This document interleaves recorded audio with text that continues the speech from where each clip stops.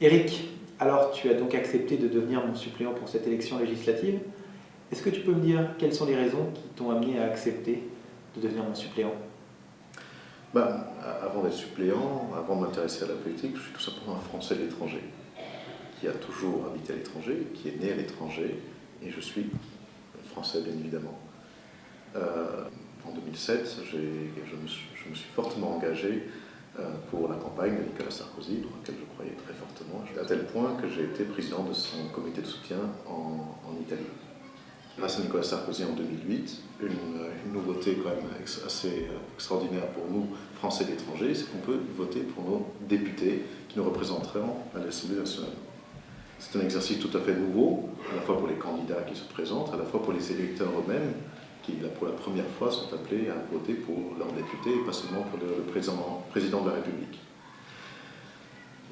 Beaucoup de candidatures sont apparues spontanément, des candidatures officielles depuis les partis, puis des candidats libres, des candidats indépendants, des candidats dont on se demande vraiment pourquoi ils se présentent.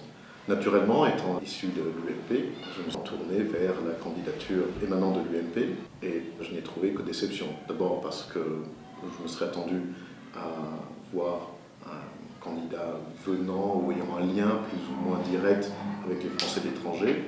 Et l'UMP envoie parachute, je crois même Nicolas Sarkozy en personne parachute, une conseillère municipale du 16e arrondissement qui n'a aucun rapport, aucun lien, aucune expérience à l'étranger ou en liaison avec les Français de l'étranger.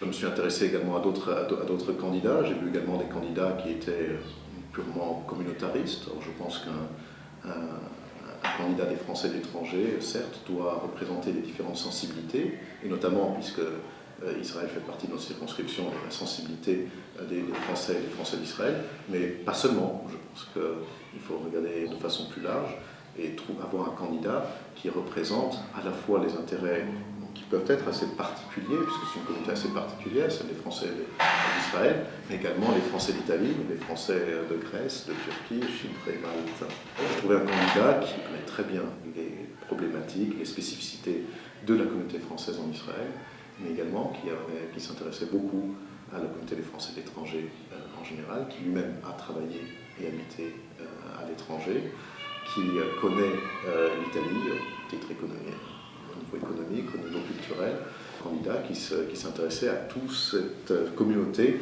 des Français, on va dire, du bassin méditerranéen.